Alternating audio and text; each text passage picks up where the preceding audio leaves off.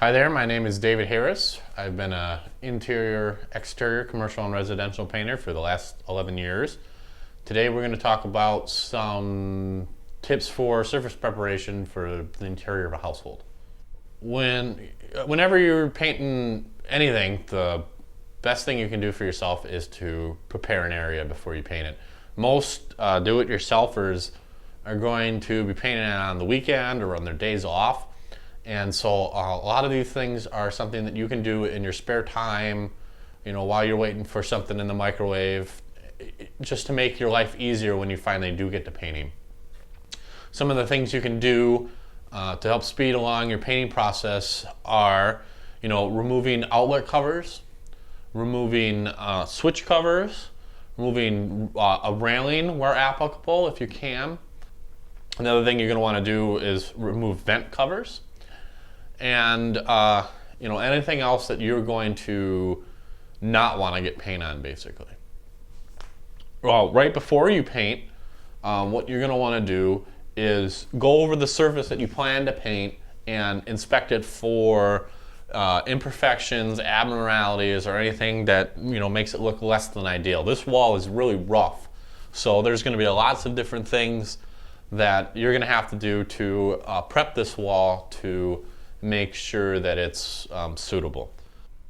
First thing you're going to want to look for are holes in the wall. Something like this. This is just, there's a screw sunk in here.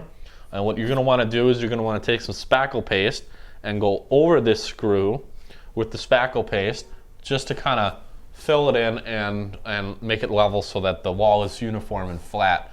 Something over here, this is a little bit of glop and paint. And what you're going to want to do is take like a paint scraper and just kind of get after that and take it off the wall and make sure it's flat.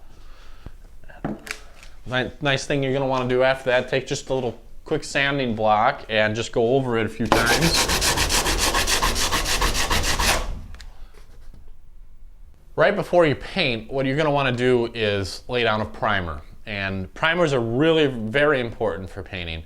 They're not always necessary, but for the majority of the time, if you're going to change color or if you're going to paint over something that doesn't have a layer of paint underneath, you're going to want to lay down a primer. And primers are really good because they're going to save you paint in the end.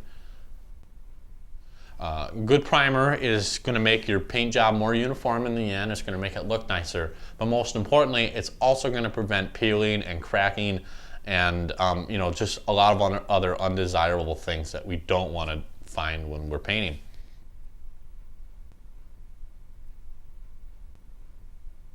Sometimes you're going to find that it's going to be helpful to, after you've done a big section of wall, just move on, do another section of wall, and then come back to it a little later and kind of take a look at it after the paint is cured a little bit, and then maybe you can throw on a little bit extra paint in spots that are patchy or maybe something you missed.